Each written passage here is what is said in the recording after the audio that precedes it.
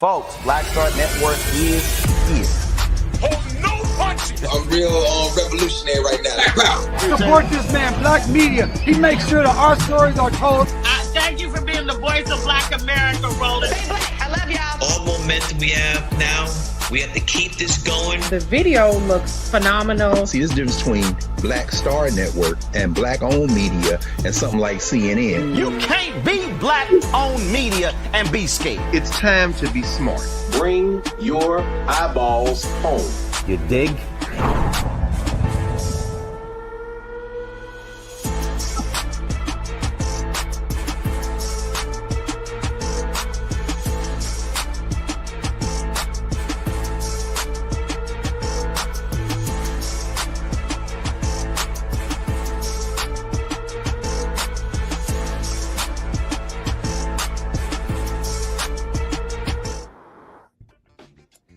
Welcome. It's Monday, December 22nd, 2025. I'm Brittany Noble, filling in for Roland Martin. Here's what's coming up on Roland Martin Unfiltered, streaming live on the Black Star Network. In Haiti, a full-blown humanitarian emergency, a generation of children without schools, without food, and surrounded by gang violence. Miami Herald Caribbean correspondent Jacqueline Charles joins us with a sobering look at what's unfolding right now. Also, a Florida school board member is under fire after being caught on video saying 80% of Black people he's met are nasty, rude, and problematic. Now the Clay County School Board is scrambling and calls for his removal are growing louder. Also today, in a stunning legal twist, a judge has overturned Karl Jordan Jr.'s conviction in the 2002 murder of hip-hop jam master Jay, calling the prosecution's move theory too weak to stand. And in our Fit Live Win segment, we're talking about the heavy load girls are carrying. A licensed professional counselor will discuss empowering Black girls through faith, therapy, and community, including her powerful Our Girls initiative. It's time to bring the funk on Roland Martin Unfiltered, streaming live on the Black Star Network. Let's go. He's got whatever the miss, he's on it. Whatever it is, he's got the scoop, the fact, the find. And when it breaks, he's right on time and it's rolling. Best believe he's knowing. Putting it down from sports to news to politics. With entertainment just for kicks, he's rolling. It's on go, y'all. It's Roland Martin, yeah. Rolling with Roland now. He's funk, he's fresh, he's real, the best, you know he's Roland Martin now.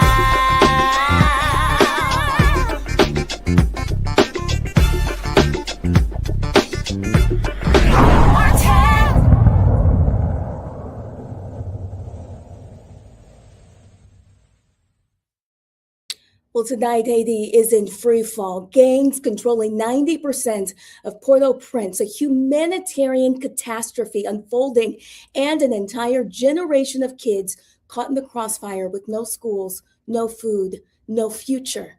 Congress just passed tough new sanctions targeting Haitian gangs, awaiting Donald Trump's signature. With us today, we have Dr. Omeko Congo, senior professional lecturer, School of International Service. We also have Dr. Avis Jones DeWeaver, author of How Exceptional Black Women Lead. We also have with us A. Scott Bolden, an attorney for News Nation and political contributor. Thank you for working with us and rolling through the punches, everyone. But what we are not going to stop doing is telling stories that matter. Can you tell us about your feelings about what's happening in Haiti right now? An absolute human tragedy. And here's, to me, the really sad part of the situation. I believe this to be a man-made tragedy. If we look at the long history of Haiti, that has undergone many interventions from other countries, including this country, to destabilize the country. If you look at the history of the nation and the degree to which it has been forced for centuries to give money to its oppressor in terms of France as a way to continue to pay for its liberation, its own liberation. all of those things have left Haiti for now years in a very disrupted and very unstable space. And unfortunately, what we're seeing right now is just the latest version of that instability. It is a sad, sad situation for Haiti, and it's a sad way of seeing the impacts of what the world has done to Haiti once again unfold violently on the home front for that country. Talk to us in detail. What more have you seen?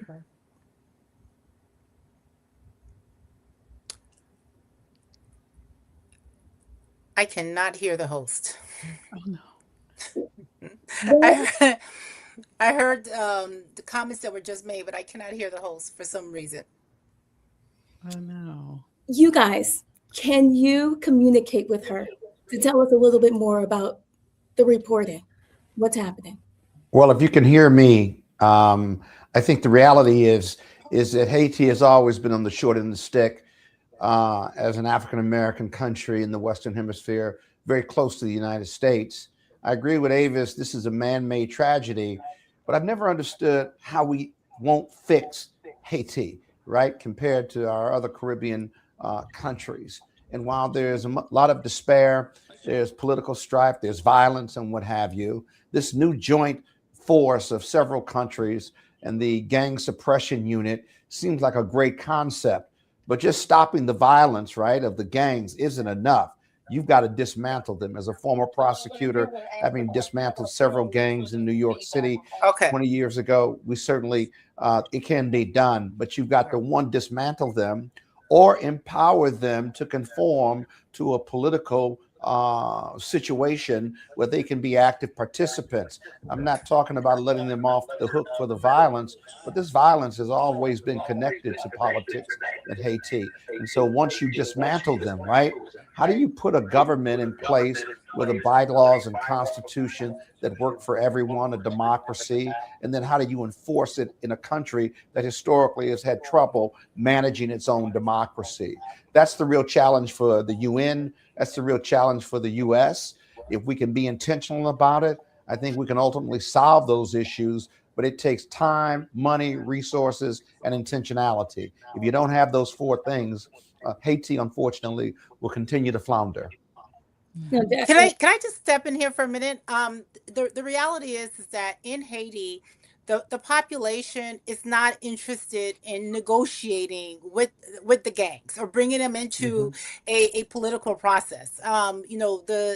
The transitional presidential council that is in power was just forced to publish an electoral law that has a built-in amnesty today, that if you have not been convicted in a Haitian courtroom in a country where you have people in jail longer than the crime, the sentence on the crime, then you can go and you can run. People forgot how this current crisis, how Haiti ended up in this current crisis. It ended up because people with criminal records who had never been convicted, but they had criminal histories, they were allowed to run for office. And then there was also an election that put the country in here. So today, what you have a situation where you have, as you've seen in this story, where you have women and girls as young as, 7 years old that are being raped. And it's not, when I talk about rape, I mean gang rape, multiple people raping them at once, destroying their lives.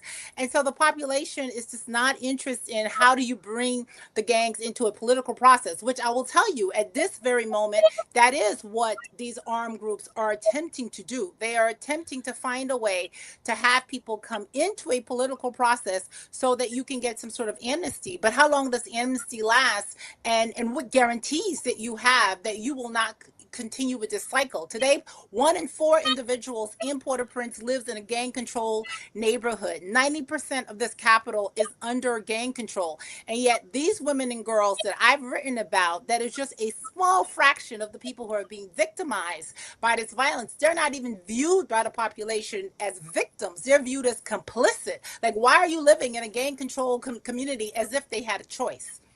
Well, my point wasn't to bring them into the political process.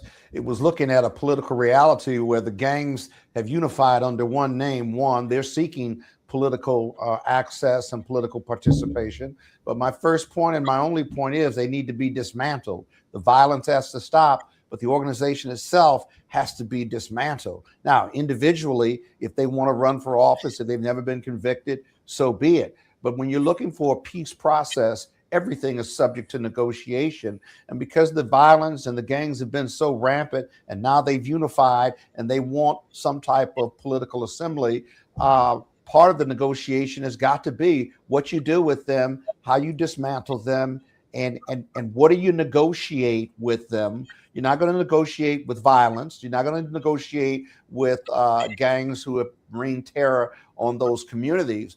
But you're going to have to find some medium whereby you have political stability.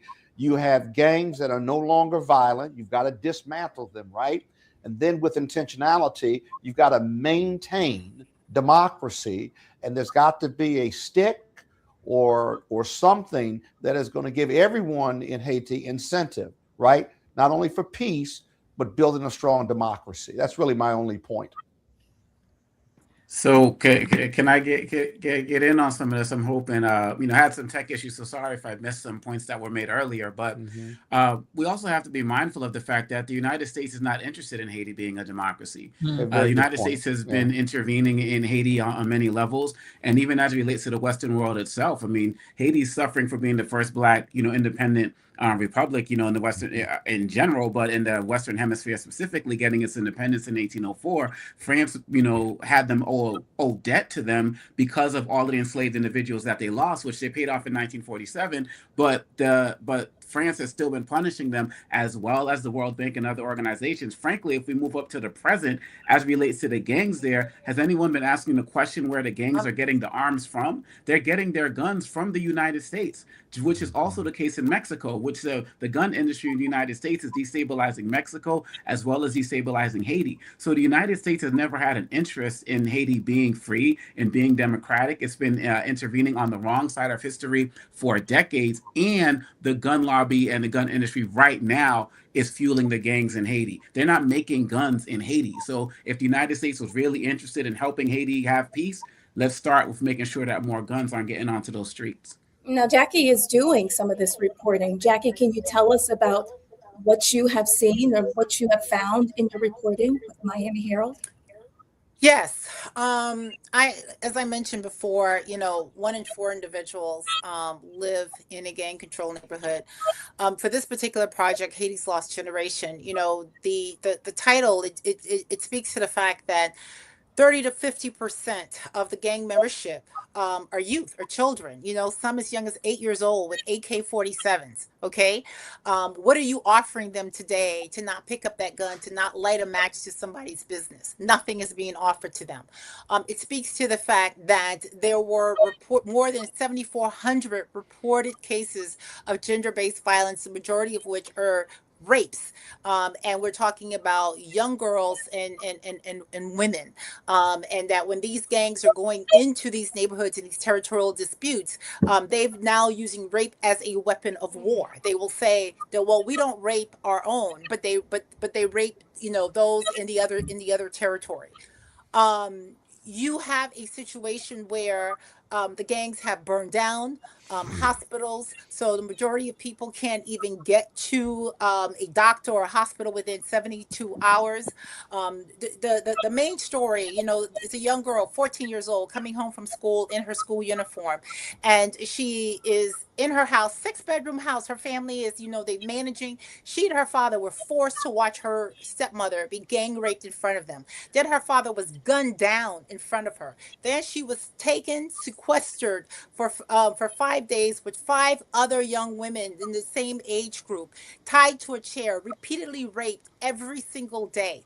Okay, there was a rumor that there was a police raid That morning, the gangs, it was like 8 gunmen. They raped them. They left one guy behind. And for whatever reason, I mean, God was working that day and he decided to free them. She had not eaten. She had not drank anything. She took off. She fell face down in the field in the middle of nowhere. A good Samaritan found her. Thank God he decided not to take advantage of her. He put her in his car. He drove her to the police protection brigade that on this particular day actually existed and worked. They were patient with her for a week. She finally managed to tell them a little bit about what happened to her. They got her into one of the few rape shelters that actually had beds, and then this particular day had a bed available because they told me that they are repeatedly having to turn people away because they just have no space. The gang took over the neighborhood where they were at. They had 190 places. They had to move to a much smaller place, and this girl was able to get some therapy. When she was telling me her story, I literally was in tears and I had to stop, and I said, how come you're not on the ground? And she says, well, they've given me therapy, they've given me counseling, and they've told me that every time I'm thinking that this is the end of the world, that it's not, that there is hope. And the reason why they were able to give her that counseling is they borrowed counselors from Doctors Without Borders. So, this young lady was lucky despite all that happened to her. She didn't end up with a sexually transmitted disease, and she didn't end up pregnant. And if I thought that story was bad, then the next woman, and every woman that I met, every girl that I sat with, the stories were just awful. So, the reality is that today there's a gang suppression force that is supposedly on its way. We've got a number of African countries that have offered to deploy. They've made their numbers. They were looking for 5,000. They're going to get 7,800. There's still not the money there. But, the idea is we're just going to kill gang members. Well, most of those gang members are kids. So you've got to deal with the root causes and you have to deal with the fallout. And maybe the most tragic thing in this reporting is the lack of outrage. The outrage is outside of Haiti, but inside, there's no outrage. One of the things that I'm really trying to understand better, is there evidence that gangs are being funded or supplied from outside of Haiti? It's not a question about the gangs are being funded outside or inside Haiti. The reality is that today these gangs are guns for hire. 2 weeks ago, there was an internal gang fight where they turned on each other, and there were dozens of gang members there that were killed. And then they said, it's because one of our members wanted to do kidnappings, and we're not into kidnappings. As I'm speaking to you right now, there are U.S. citizens that are being held for ransom. When these gangs kidnap, and that is a way to funnel money to them, people, especially Haitian Americans in the diaspora, are having to go into their nest eggs, their 401ks, take second mortgages, borrow money they're never going to be able to pay back because they're asking for tens of thousands and sometimes hundreds of thousands of dollars. But the gangs themselves, they are making millions of US dollars a month off the extortion rackets that they're charging for containers. This is a country where 80% of the food is imported out the United States. So imagine when a semi has to go into the port to go into to pick up that stuff, whether it's fuel or food, they have to pay. So even though the gangs have been designated as foreign terrorist organizations by this administration, the Trump administration, they're still pulling in millions of dollars. And by the way, if you pay that kidnapping ransom, there is no guarantee that you are not going to be designated as a foreign terrorist organization. So that is also having people being very wary. And even the NGOs that are there that are, trying to help, they're very reluctant now because you got to get access. How do I get into roads when the gangs control the road? They're charging tolls. And as another speaker said, in terms of the arms, yes, the arms are coming from the United States majority, and that's not just Haiti, it's in the Caribbean. More than 50% of the cases that are under investigation of illegal trafficking are guns that are coming out of the United States, and a lot of it from Florida, where I currently am. But yes, we have not done anything in terms of the gun laws or to step up. The only way that they will do investigations is if they get a tip and says, we have a tip that there's a container that's going in, and they will do that. So you're leaving it, on the receiving country. But when you have a country where the institutions have collapsed, I don't know if your audience understands this, but we are more than 4 years out since the assassination of a president. We will be a decade next year since there were general elections in this country. Today, there is not one elected person in charge. That is no mayor, no city council person, no president, no parliament. None of it exists. None of these people there have been, that have been elected. So how do you address this issue when, you don't have a person that has sort of the mandate from the population? And unfortunately as well, 30 plus years post dictatorship, a lot of Haitians don't believe in democracy. My heart goes out to Haiti right now, especially the children. Can you talk to us about the impact that this is having on the children, their education? The only thing that Haitians still believe in is an education. And unfortunately, a poor person that lives on less than $2 a day, they're spending 90% of their income on schools that are often really crappy schools. The last entry into this series is a family. The young girl is 16 years old. She wanted to be a nurse. She's raped one day. They are trapped by the violence for 3 months. Her stomach is growing. Her mom can't get her to the hospital, can't get her anywhere. So by the time the mother's able to escape this gang control neighborhood, only to end up in another gang control neighborhood, everybody's beaten down. The girl is suicidal. She's forced to give birth to this child.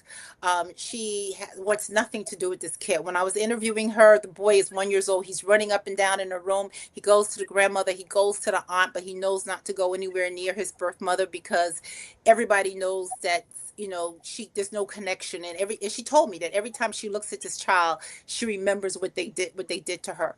But her mother has decided to take this child under her wing, and she is caring for him like he is her son at the expense of her own marriage. Her husband has said to her, if I die, this will be the death of me. So all of this pressure that's there, and all I kept thinking about, oh my God, I hope nothing happens to this woman, because if something happens to her, this kid is going to be on his own. And I asked her about, in the end, why did she decide to take this child who was a product of a rape and to raise him as her son, despite the fact that her own daughter rejects him? And she says, so he doesn't become a bandit tomorrow. And she makes $114 a day, a month, from a volunteer job that JSQ has given her so they can have something. It doesn't even cover her bus fare, right? But with that little bit of money, she is also paying for him to go to preschool. He's 2 years old, but she's got him in preschool because she still believes in the value of an education and what it means.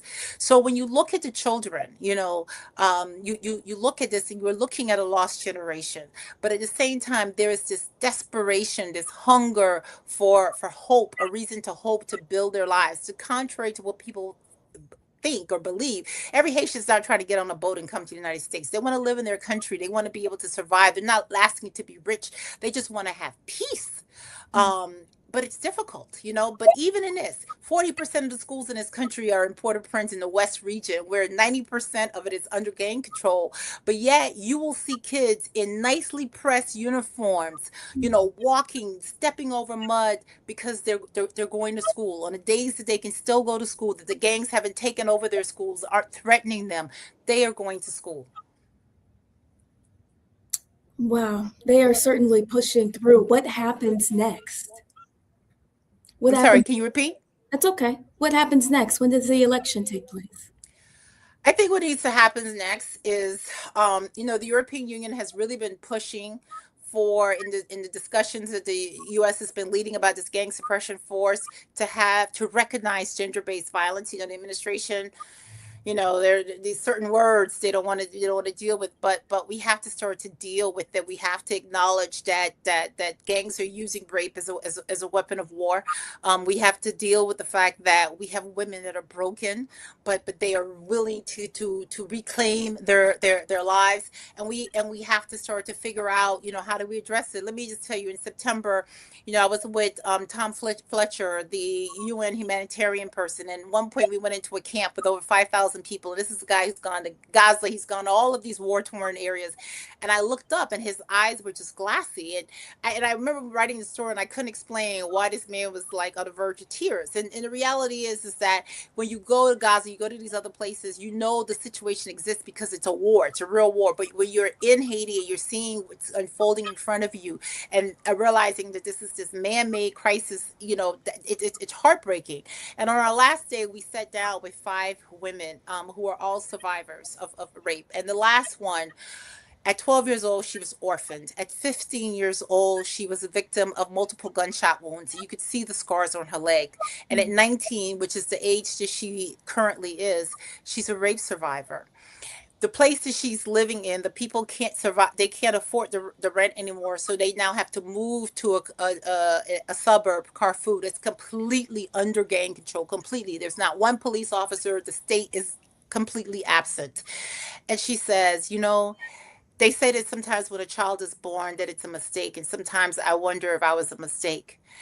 And today I worry that I'm either going to be killed by the gangs or I'm going to be killed by the drones that the government is using to flush out the gangs.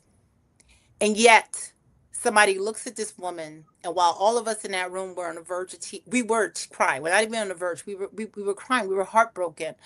Her neighbors, the people in her society, they look at her and they don't see a victim. They see it's like somebody that's complicit. So for me, what's next is we have to talk about this. Like Haitians have to put this on the table, and yeah, you have to eventually find a way to peace, but you have to confront the reality and say, how did we get here, and now how do we start to get out of here?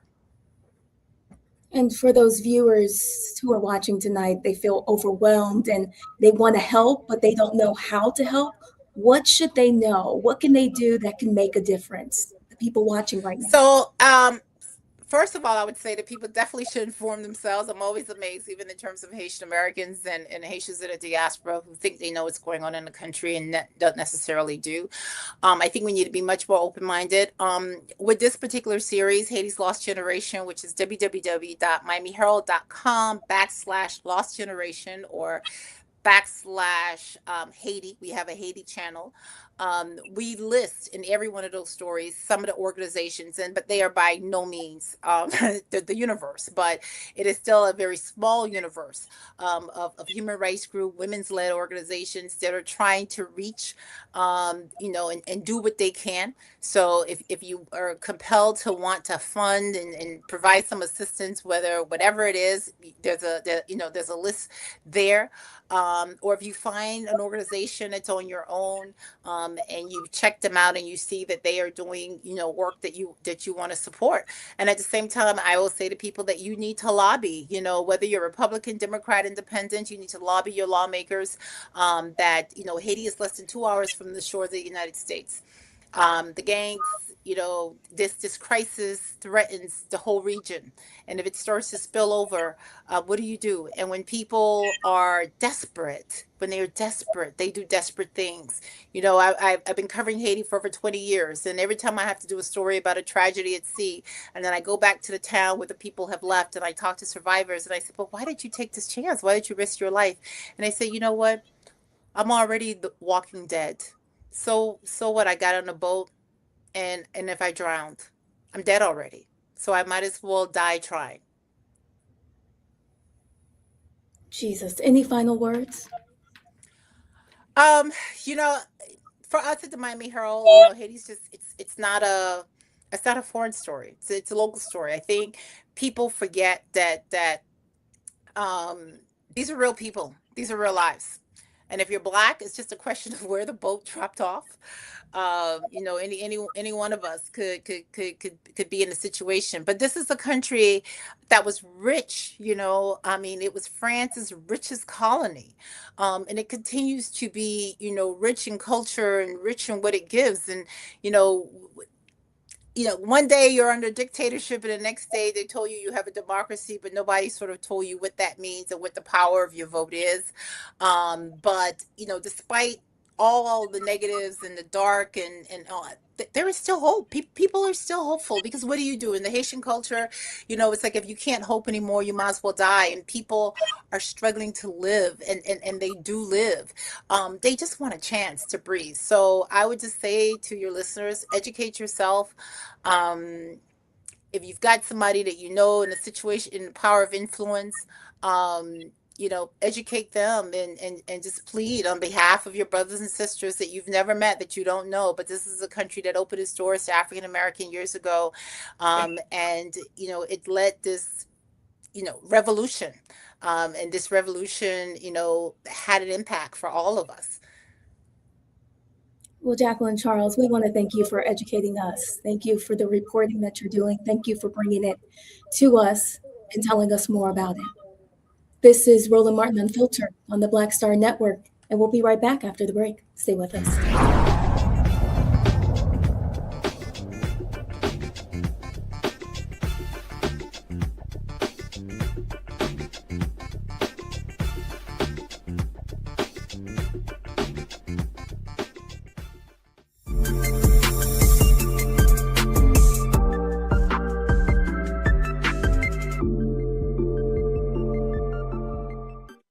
If in this country right now, you have people get up in the morning and the only thing they can think about is how many people they can hurt, and they got the power, that's the time for mourning. For better or worse, what makes America special, it's that legal system that's supposed to protect minorities from the tyranny of the majority. We are at a point of a moral emergency. We must raise a voice of outrage. We must raise a voice of compassion. And we must raise a voice of unity. We are not in a crisis of party versus party. We are in a crisis of civilization, a human rights crisis, and a crisis of democracy itself.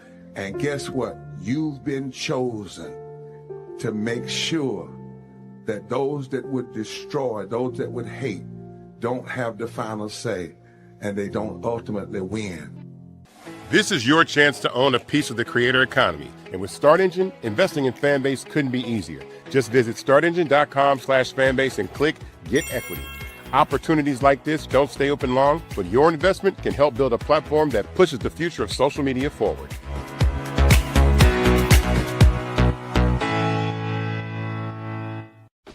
Hey, what's up, everybody? It's Godfrey, the funniest dude on the planet. And you're watching Roland Martin Unfiltered.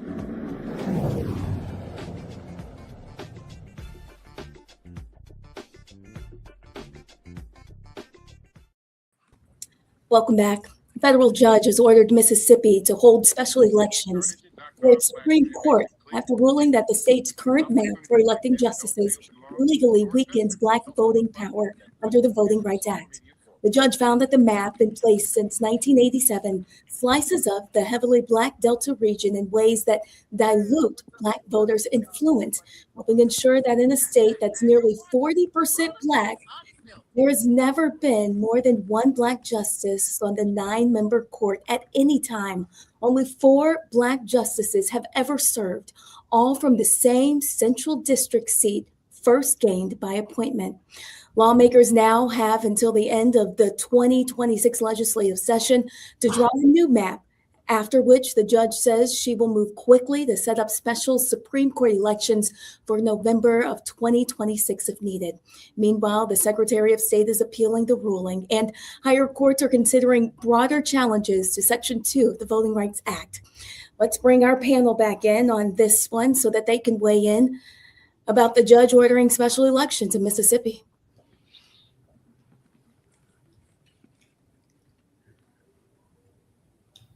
Well, I guess we could say that, it's good that they got this ruling to go in their favor. Clearly, I mean, this is Mississippi. Honestly, there's nobody on this planet who should be surprised about that. Probably the surprising thing is they did get this affirmative ruling. But what's concerning and what will most likely happen, obviously, you said, that there is an appeal in tow, and we know what the ultimate decision maker would be if this were to make its way all the way up to the Supreme Court. We have a stacked Supreme Court that is already on the verge of completely gutting the Voting Rights Act in the first place. And so, though this is a victory for today, I'm concerned about the ultimate decisions that we will ultimately face in Mississippi, but also what the ultimate fate of the Voting Rights Act will be once the Supreme Court gets finished with it. Mr. Bolden. Yeah, the real story here isn't necessarily Mississippi. And this ruling, it's great, and they're going to do it at the federal level in Mississippi. But there's a separate Supreme Court case pending whereby the state has challenged even the need for Section 2, which is the primary vehicle under the Voting Rights Act that allows individuals and groups to sue for discrimination in drawing up these maps by the state legislatures. That's going to we're probably going to get a ruling on that in the spring or summer. And knowing how these cases take time to wind through the system, the Supreme Court is probably going to weigh in, and that conservative majority, there are at least 3 or 4 justices who don't believe that Article 2, or rather Section 2 of the Voting Rights Act is even necessary, that we are this colorblind society and that we are a meritocracy, and therefore how states cut up these jurisdictions or cut up these maps are not subject to, almost presumably, rebuttable as it may be, presuming that they will never be cut up just based on race alone. And so the Supreme Court case is the one to really watch here, because it will dictate what happens in Mississippi. And how does the lack of Black representation on Mississippi Supreme Court affect the decisions involving the voting rights? Well, the voting right, it may be that, what happened in Mississippi was they cut up a large Black district into 2 districts, believing that that would empower African-American voters in 2 jurisdictions under the state map versus 1. What it wound up doing, and what the federal court found, was it actually diluted Black votes, whereby neither jurisdiction, quite frankly, had a shot of whether they were majority or not, had a shot of getting greater representation. And while it's presumed that Black jurisdictions will vote for Black candidates, it's a rebuttable presumption, 1. But secondly, by diluting the Black vote in both of those jurisdictions versus 1, it worked in the opposite. At least the federal court found that it worked in the opposite. There's a fair and impartial way to do this, but both parties cut up these states, these voting districts, in a way that would support Democrats if they're a blue state, or if they're a red state, to support red state candidates, if you will. So both sides do it. But you still, under the law, you've got to do it in a fair and impartial manner, and it cannot be based on race or class or sexual orientation or any of the protected classes here. And so these are really tough cases to argue, but they're even tougher to defend, let alone get a proper decision. But again, the Supreme Court is going to weigh on this. They've gutted Section 5 already, and I promise you, based on everything I've read, they're looking to gut Section 2 now. Dr. Dibinga.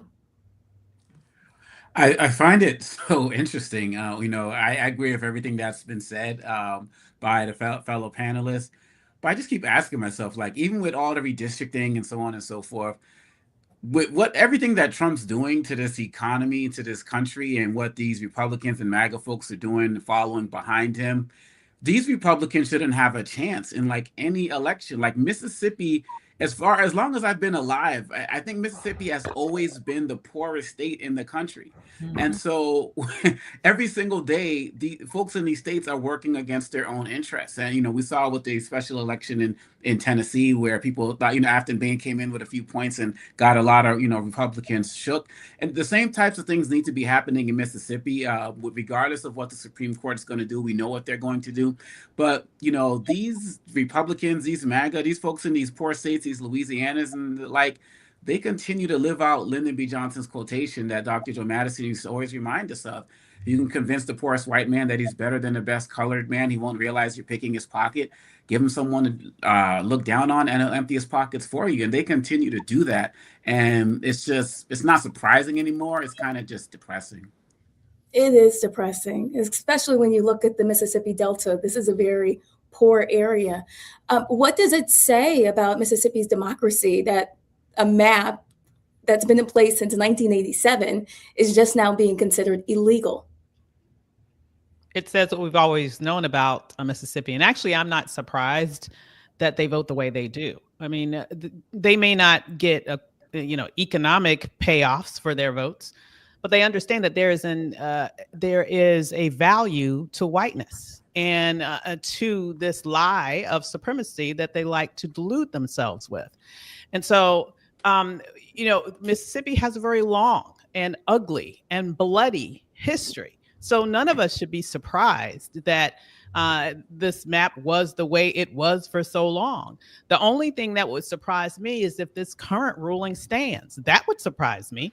But other than that, it's not surprising. This is what Mississippi has always been. This is unfortunately the culture of that state, which is to grasp hold to racism as strong and hard as possible, no matter how bereft economically and educationally. And I mean, just about any measure that you can imagine, Mississippi actually is on the bottom list. I'm not being hyperbolic here. I'm talking statistically speaking. They really are at the bottom of the list when you rank states on a variety of different measures. And so they would rather be last and still hold on to the illusion of white supremacy rather than doing what needs to be done in order to lift the entire state up, which it will not do until it lets go of that lie. We have so much more in store for you coming up on the Black Star Network. Many stories that we're going to get to right after this break on the Black Star Network.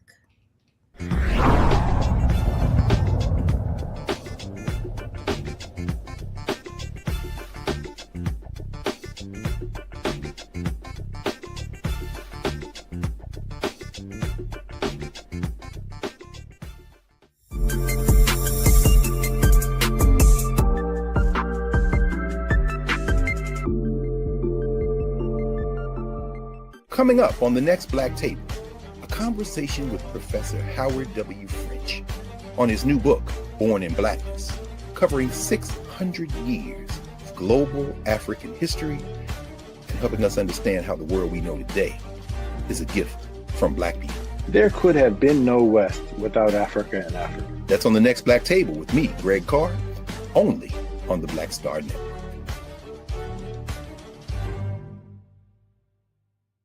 If in this country right now, you have people get up in the morning and the only thing they can think about is how many people they can hurt, and they got the power, that's the time for mourning.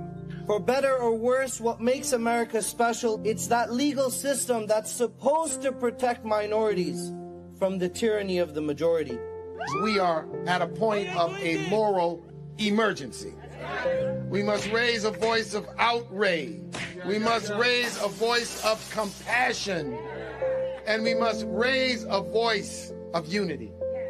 We are not in a crisis of party versus party. We are in a crisis of civilization, a human rights crisis, and a crisis of democracy itself.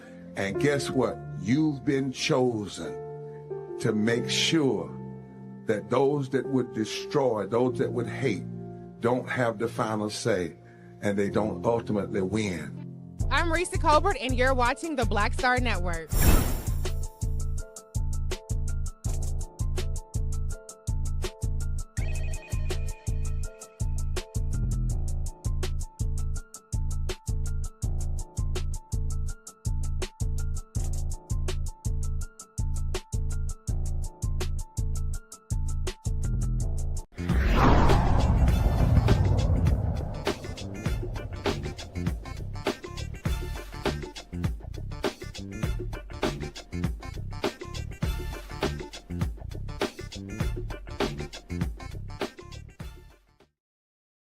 Welcome back. Calls for resignations for a Clay County, Florida school board member after calling 80% of his experiences with Black people negative during a Facebook Live rant. I have had 80% more negative experience with the African American community in this country than with white people. That being said, doesn't mean I haven't had good experiences with African American people. I have met a lot of great African American people, and I still friends with them because they're good, decent people. But that's the 20% of the people I have met, the African Americans. The other 80%, they're being nasty, they're being rude, they're being problematic, you know, always trying to fight, always disrespecting. So why would I want to be around people like that? No. So I understand where Nick Fuentes is coming from. Also about what Nick Fuentes says that everybody has a little bit of racism on them. I agree. I am Cuban. And sometimes I feel I am racist against my own people because we have our own personality, our own culture that a lot of other people don't like. I learned how to be an American. So right now, I'm not even similar to my own race. So that's why sometimes I don't like to be around them.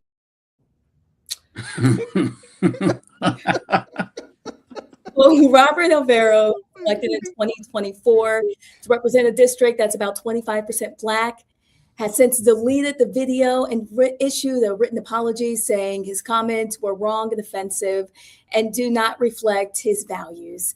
A fellow board member, Aaron Skipper, has urged him to consider resigning. The board says that they will formally address the controversy at its January 8th meeting, but we're going to address it a little bit right here. What are y'all thoughts? If he's here on January 8th, some of his neighbors might make some phone calls. That's all I'm saying. I'm sorry. Go ahead. What's up? Well, let me say this. Whenever racists apologize, they come back and say, well, that doesn't reflect the values of really who I am. Well, I just listen to your values. I just listen to you in very pragmatic, practical terms, explain away why you hate 80% of Black people, but 20% of good people. I thought he was going to also say some of my best friends are Black, but it's in that 20%, you know. And racism, you know, he demonstrates his ignorance too, because to be a racist, you have to be in power and to control and to define and to discriminate. And Black people have never been empowered in this country to discriminate or to be racist against any other group, if you will. Now, I don't like, I'm not saying Black people are victims of racism, but we've certainly been subject to years of racism, starting with slavery and all the other periods of time where we have been oppressed and have fought and survived, and not only survived, but succeeded. So how do you explain away your racist comments? Because you say we all got a little bit of racism in them. I don't have any racism in me. I don't hate people because of the color of the skin. I may hate them for how they treat me and my community. That's not racism, quite frankly. That's not a personality. That's just, I don't like being oppressed. I don't like racial violence. I don't like being called the N-word. I don't like driving while Black or selling lemonade by Black. I got real good reasons not to like a person who's been racially offensive to me, but I don't hate white people because they're white. And I'll be honest with you, Black people in this country have always wanted to succeed and survive and be left alone and to work within the system. If there any group of people in this country who need to be mad at white Americans for what they've done to us as a group, it's Black people. And be honest with you, we're angry, don't get me wrong, but that anger and that angst, if you will, is all rooted in just wanting to matriculate in this democracy free and have every benefit of this democracy, every benefit of the Constitution, like anyone else in this country. That's it. I think that makes Black people unique, because if anyone was going to be angry and want to fight and be violent against a group of people who have oppressed them, it would be the African American community. And that's just not where we are emotionally or personality-wise. And Dr. Dibinga, 1 in 4 students in this school district are Black. What message did the comments send to the students and their families? Well, I mean, unfortunately, as somebody who does a lot of work in schools across the country, it sends a message that many of our Black students receive daily. You are not wanted. As much as we may smile in your face or may give you high fives and the like. The students can feel when they're not appreciated, and so I'm sure that Black people who've come in contact with him are probably not surprised by what he said at all, and it's just really disrespectful. And our students deserve better. And when it comes to this racism thing, I mean, many Black people have demonstrated their ability, to be racist towards us. I mean, you got people like Scott Turner over at HUD, and look at Clarence Thomas and what he's doing as it relates to racist policies towards Black people from the bench. I feel like at the end of the day, it's very sad when we see a lot of these non-white folks who are pointing fingers at everybody else but the white people who are in charge, but not pointing their fingers at the ICE agents and Customs Border Patrol. He's more likely to experience violence at the hands of them than he will any Black people. You see people who are, spitting on Amazon drivers who happen to be Latino, but they have no problem with what Amazon is doing in terms of taking over their entire, data system. They're mad at the Latino folks who are working in the Home Depot parking lot, but not mad at Home Depot and their ownership for allowing ICE to use their parking lots to arrest folks. So one of the reasons Donald Trump is able to be successful is because he's successful at pitting groups against each other. And you got this Cuban brother here who's not even knowledgeable of the fact that he's mad against people he should be in the same struggle and the same fight with. But that's how racism works. That's how proximity and adjacency to white supremacy works as well. And I don't know if he's angling for a gig at Fox or some other place he thinks they'll embrace him, but he's about to find out real soon, like Vivek Ramaswamy and J.D. Vance's wife, that they don't want him either. Yeah, but he definitely is someone. You mentioned proximity to whiteness, though. I mean, he himself said he doesn't even like other Cuban people who want to celebrate their own Cuban culture. That's right. So he's one of these people that wants to meld and just kind of transform into whiteness. And he thinks and he aspires. Honestly, I would argue he aspires to be white and be perceived as white. But you're exactly right. I mean, this administration has given a lot of people like him a wake-up call, including Cubans who were thinking that they would get a pass because of this nation's history of coddling Cubans, ironically, in comparison to what we have done historically and continue to do to Haitians. Okay? So completely different treatment by this country. Yeah, but so he thought that he would come here and have that reality play out forever. This particular administration is showing Cubans, is showing Venezuelans, is showing all of these, let's just be clear, white-skinned Hispanic people who have come here thinking that they could just easily meld into whiteness. It has shown even those folk that, wait a minute, no, you not, okay? In this country, you are not considered white. And in fact, even beyond that, we're going to round you up like we're going to round up everybody else that we don't want here in order to create this white apartheid-like system that we're trying to create in order to keep this country majority white in the sense that we define it in this nation. That is what he will soon find out, or people in his family will soon find out. And definitely in terms of what he's doing on this, in terms of this board, we know what's happened, for example, with Department of Education's Civil Rights Division. It is basically defunct. They have done absolutely nothing to address any of the things that have been brought to their attention under this administration of discriminatory actions in educational institutions. So you have toxic people like that are getting away with being discriminatory and vile towards students of color and specifically Black children all across this country. He needs to be gone yesterday. Yeah, but Avis, let me say this. We haven't talked about ignorance, right? The highest levels of ignorance is in this video that you're an elected official, you sit on the board. Why are you even making a video like this? What point are you making? We don't need to know how you feel about Black people or Cubans or white people or the 80%. What makes him think that people care what he thinks? And not only do we not care, but everybody ain't got to know what you think and how you feel. Now, I'm glad he showed his ignorance and his racism. Don't get me wrong. But you know, the most dangerous people are the ones that feel that way and say nothing. I mean, but look, you're just ignorant to think that that's a video is okay. And when you apologize, then you say, well, that doesn't reflect my values. Yes, it does. Because you were just as comfortable sharing it because you think people care about what you think. You giving us a lesson, or you educating us on why you're not a racist while making it clear that you are a racist. It's unbelievable. And that video is so unnecessary. But he want to do it. That's part of ignorance at the highest levels. Indeed it is. Dr. Dubinga, do you believe that a resignation, I guess, should be the expectation now?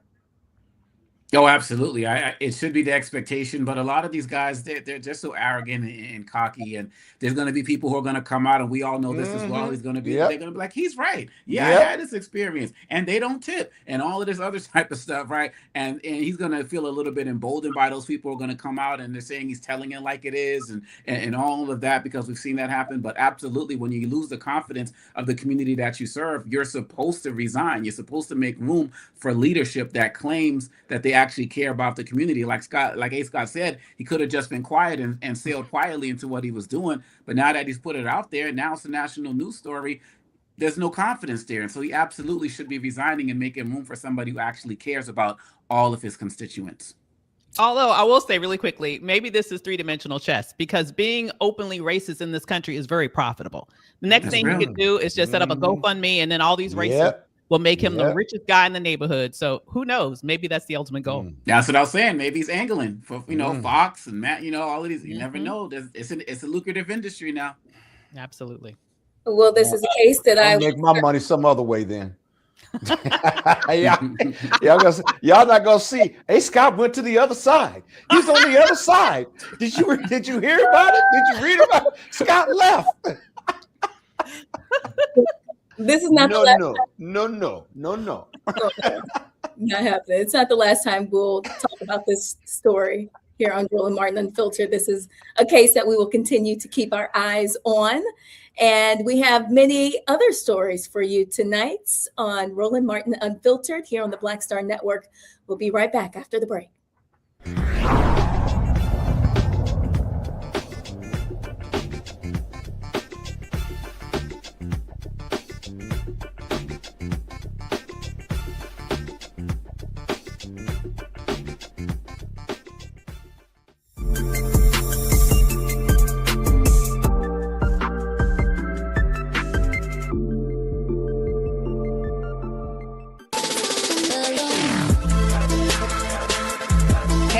Welcome to The Other Side of Change, only on the Black Star Network and hosted by myself, Bria Baker, and my good sis, Jamira Burley. We are just two millennial women tackling everything at the intersection of politics, gender, and pop culture. And we don't just settle for commentary. This is about solution-driven dialogue to get us to the world as it could be and not just as it is. Watch us on the Black Star Network, so tune in to The Other Side of Change.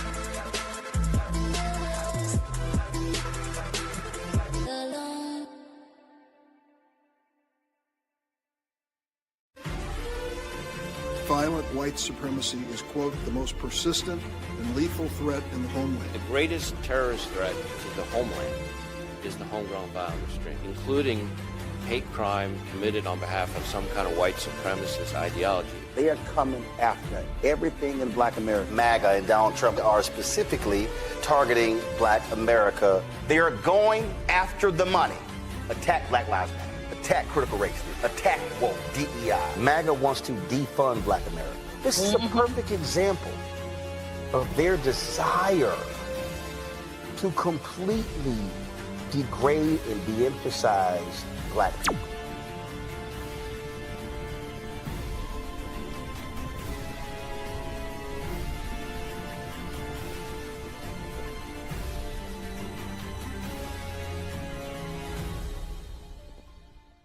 What's up? It's your girl, Tamika D. Mallory, and you are watching the Black Star Network.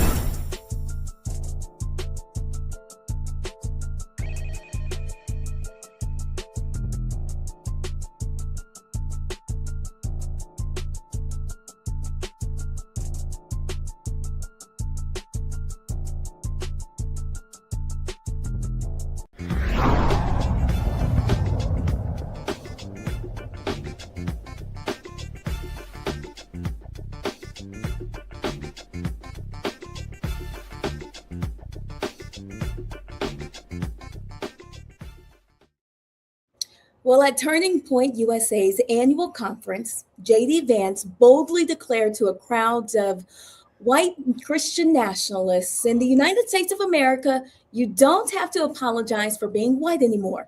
Take a listen for your. We don't treat anybody different because of their race or their sex. So we have relegated DEI to the dustbin of history, which is exactly where it belongs.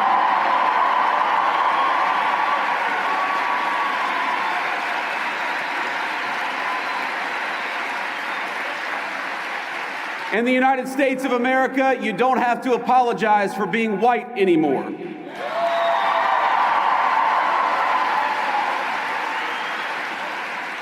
And if you're an Asian, you don't have to talk around your skin color when you're applying for college, because we judge people based on who they are, not on ethnicity and things they can't control.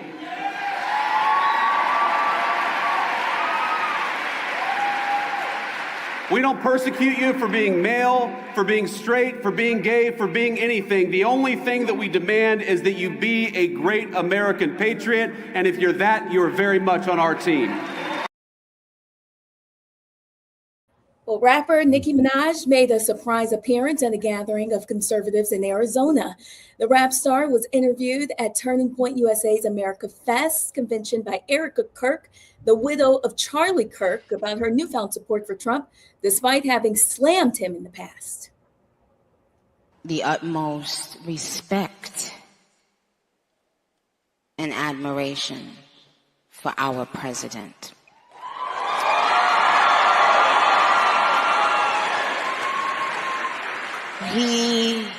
He has, I don't know if he even knows this, but he's given so many people hope that there's a chance to beat the bad guys and to win and to do it with your head held high and your integrity intact. He's from Queens, New York, like me.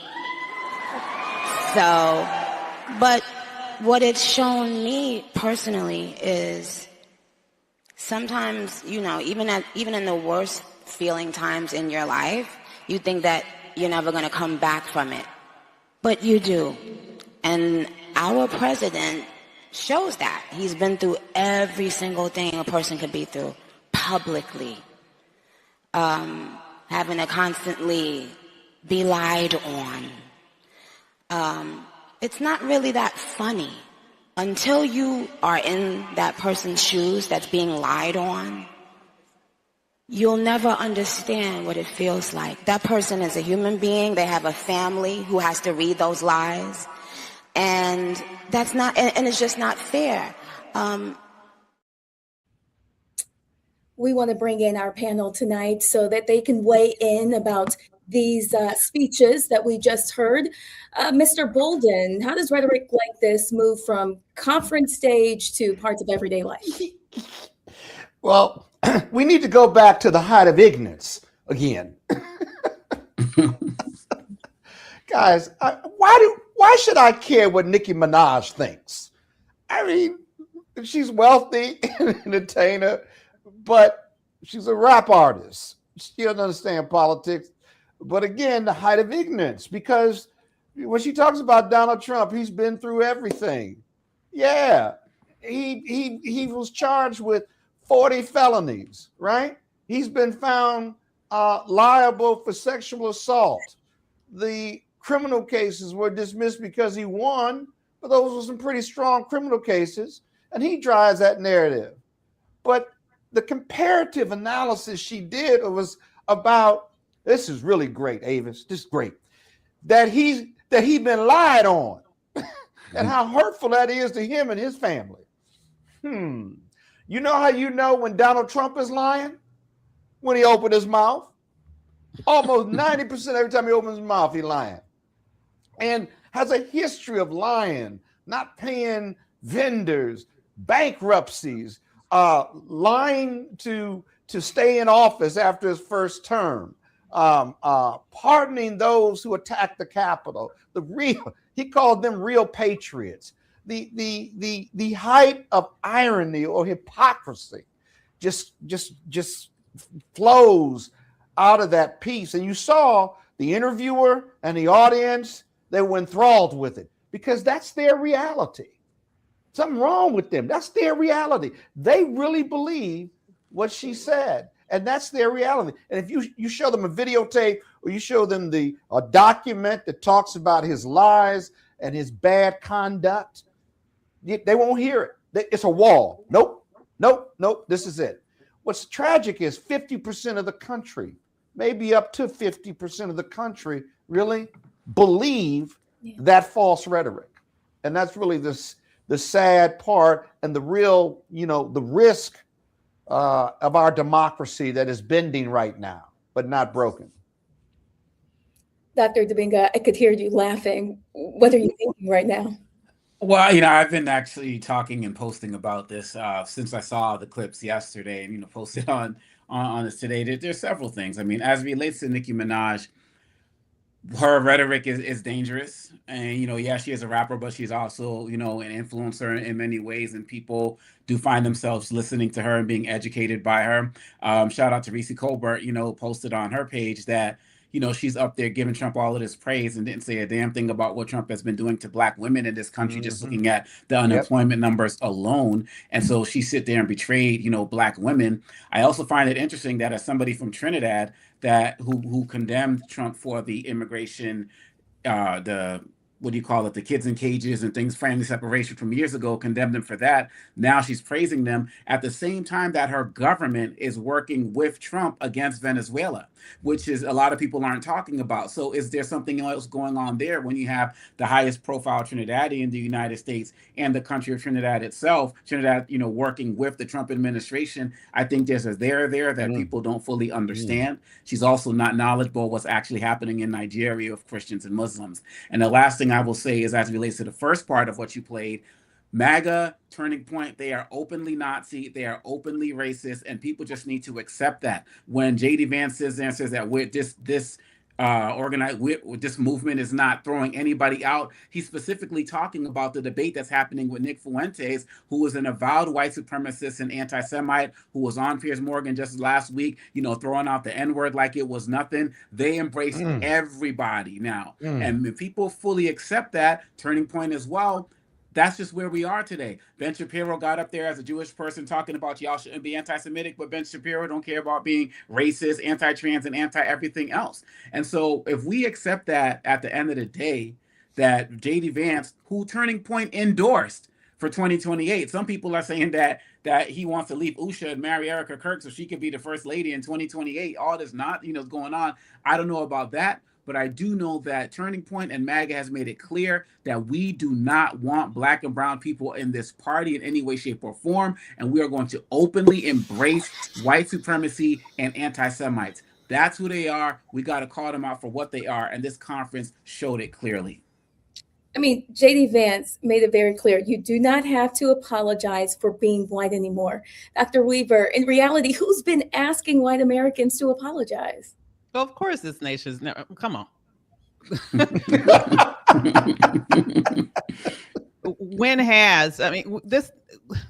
I don't even know where to start with that one. No, this nation has never done. They haven't even. This nation has not even apologized for slavery.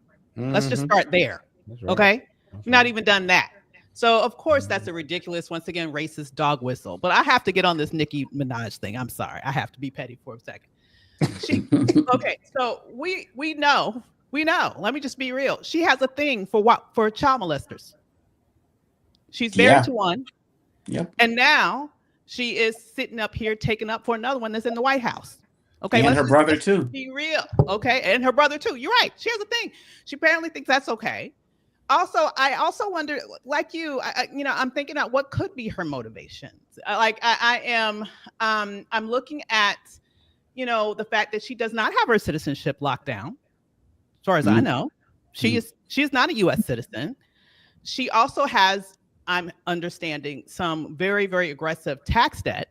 Like, is she engaged in some sort of quid pro quo? Because here's the thing: we do know that in Trump has a history of finding Black rappers, okay, to go out there and make arguments to muddy the waters a bit in order to try to get just enough Black support to be able to do something in election time. Okay, we're not in midterms yet, but I think with everything that's going on right now, she makes a very good cover for him, given the preponderance of overtly racist things that this administration is doing, in addition to his specific vice president in terms of his racist rhetoric right there at that very conference. So, you know, what I find that racists oftentimes do is they will do very racist things, but at the same time, they will try to claim that it's not racist because they can find someone like a Clarence Thomas,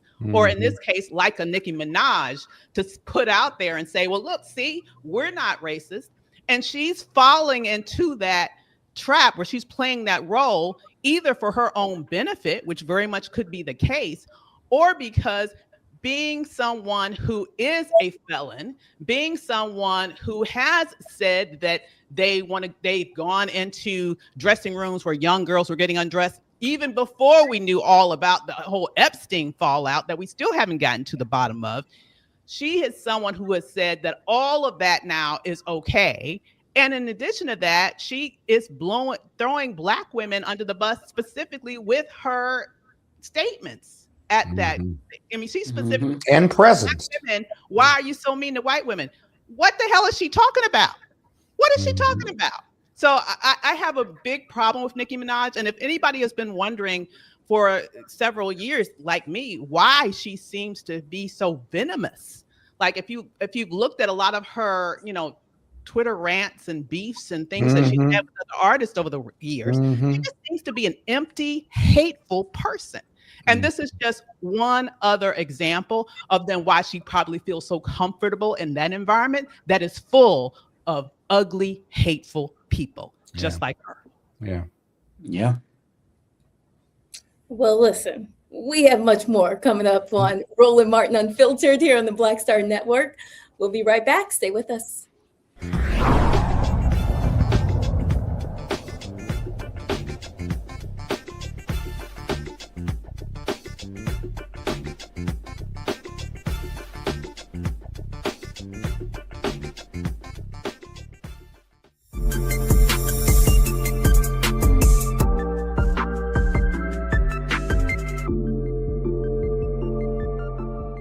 Are you ready for the holidays? This week on A Balanced Life with Dr. Jackie, we're talking about all things anxiety and the holidays, whether it's performance anxiety, presence versus presence, making certain that everybody in your space understands the boundaries and how to respect your home. This week, we're talking about those things that will allow you to have a peaceful holiday season. It really is not about perfection. It's really about, you know, the house feeling warm and cozy and peaceful. You don't have to like everybody, but what you can do is be cordial in those environments. That's all this week on A Balanced Life with Dr. Jackie here on Black Star Network.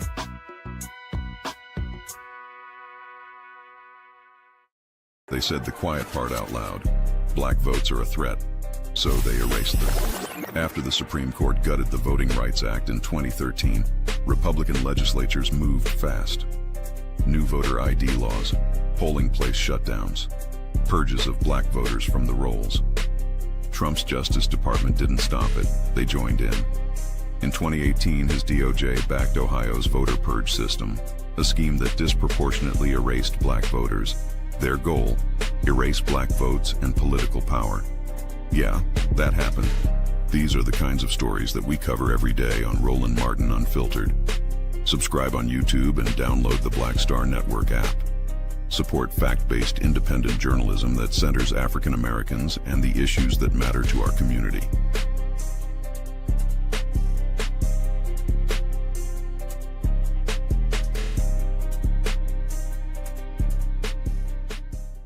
If in this country right now, you have people get up in the morning and the only thing they can think about is how many people they can hurt, and they got the power, that's the time for mourning. For better or worse, what makes America special, it's that legal system that's supposed to protect minorities from from the tyranny of the majority. We are at a point of a moral emergency. We must raise a voice of outrage. We must raise a voice of compassion. And we must raise a voice of unity. We are not in a crisis of party versus party. We are in a crisis of civilization, a human rights crisis, and a crisis of democracy itself. And guess what? You've been chosen to make sure that those that would destroy, those that would hate, don't have the final say, and they don't ultimately win.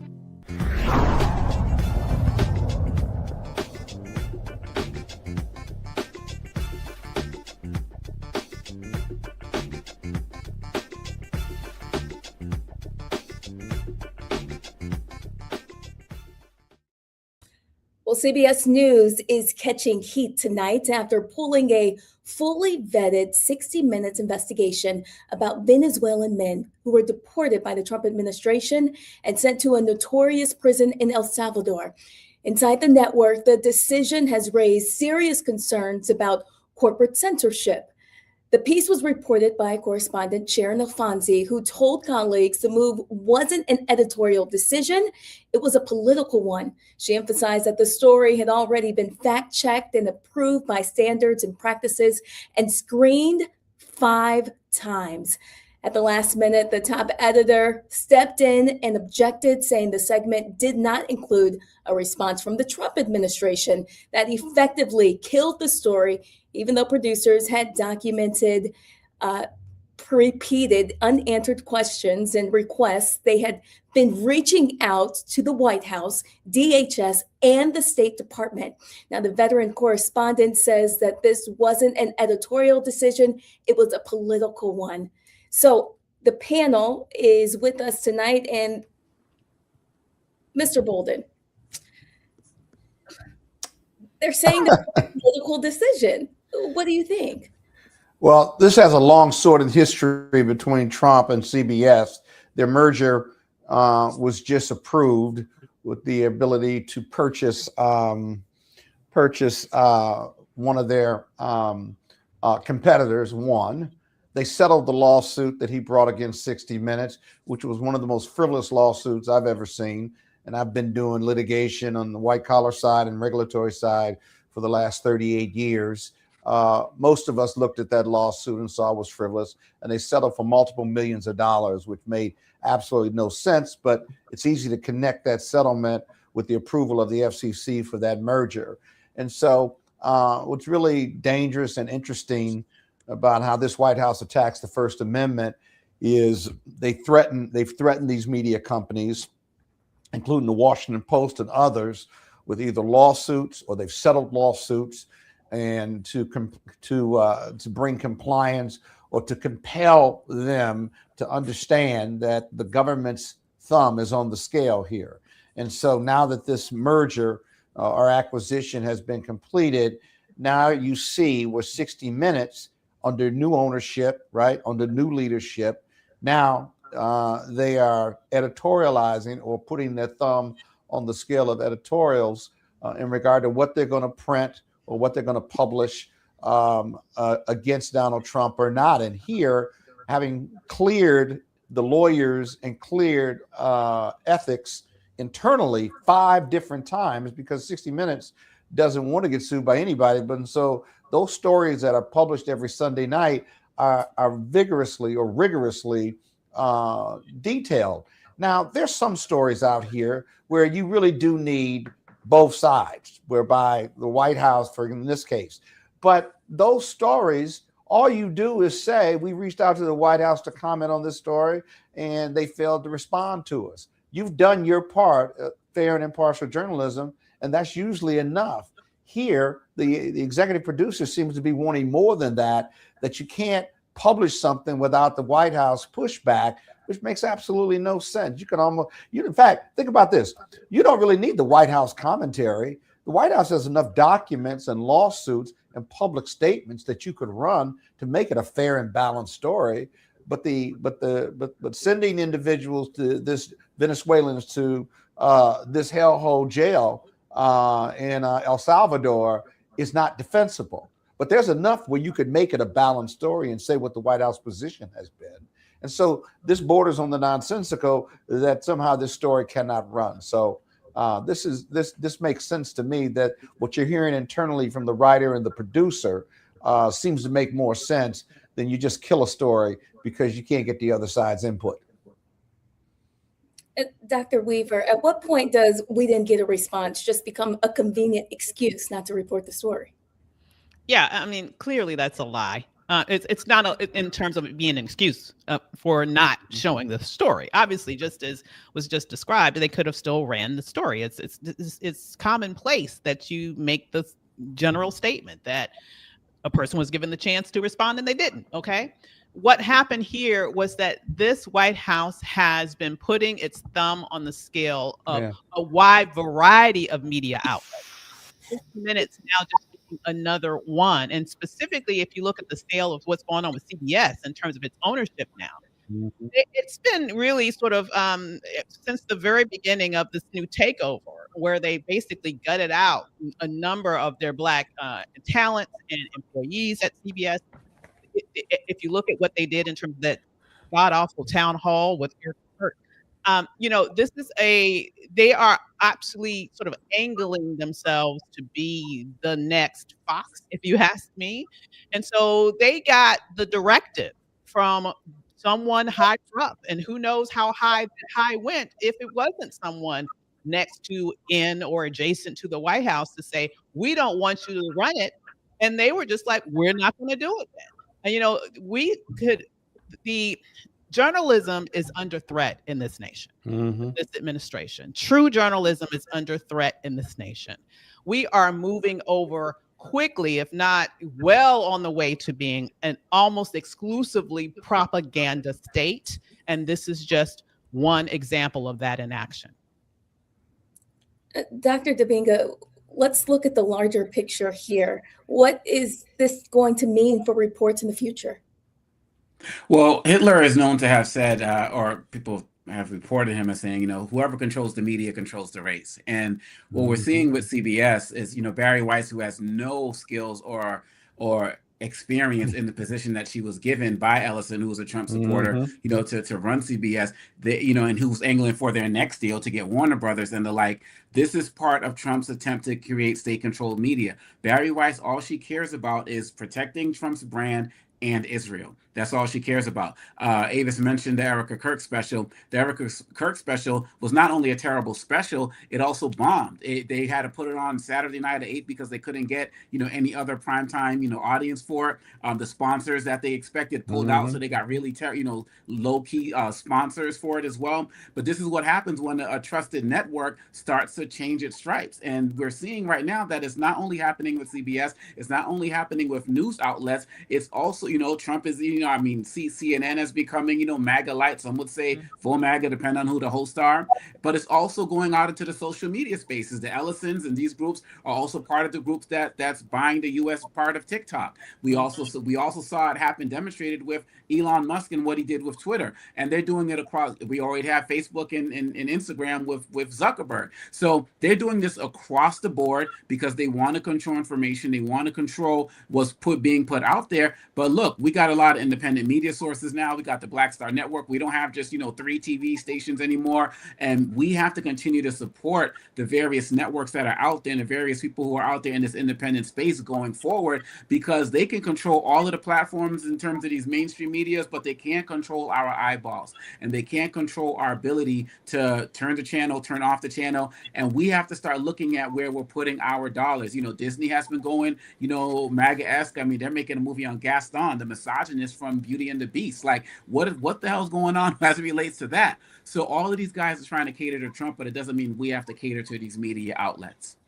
That's right. We want you to keep it locked right here on Roland Martin Unfiltered, here on the Black Star Network. We want you to know that your support is absolutely critical to what we do here. You can support us via Cash App using the Stripe code. It's on the bottom left hand of the screen right there. You can also help us with credit cards. Use the same thing, PayPal's R Martin Unfiltered, Venmo's RM Unfiltered, Zelle at RolandMartin.com.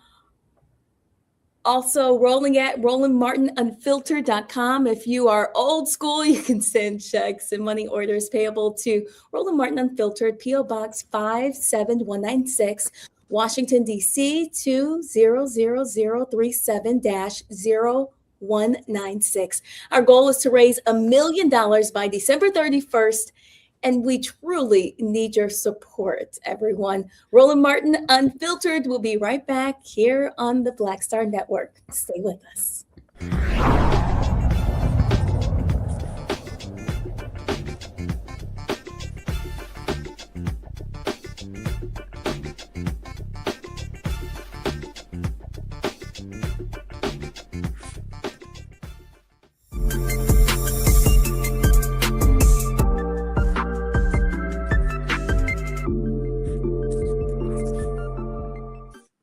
If in this country right now, you have people get up in the morning and the only thing they can think about is how many people they can hurt, and they got the power, that's the time for mourning. For better or worse, what makes America special, it's that legal system that's supposed to protect minorities from the tyranny of the majority. We are at a point of a moral emergency. We must raise a voice of outrage. We must raise a voice of compassion. And we must raise a voice of unity. We are not in a crisis of party versus party. We are in a crisis of civilization, a human rights crisis, and a crisis of democracy itself. And guess what? You've been chosen to make sure that those that would destroy, those that would hate, don't have the final say, and they don't ultimately win. This is your chance to own a piece of the creator economy. And with Start Engine, investing in Fanbase couldn't be easier. Just visit startengine.com/fanbase and click Get Equity. Opportunities like this don't stay open long, but your investment can help build a platform that pushes the future of social media forward.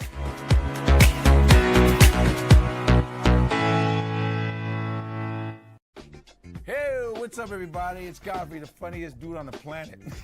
And you're watching Roland Martin Unfiltered.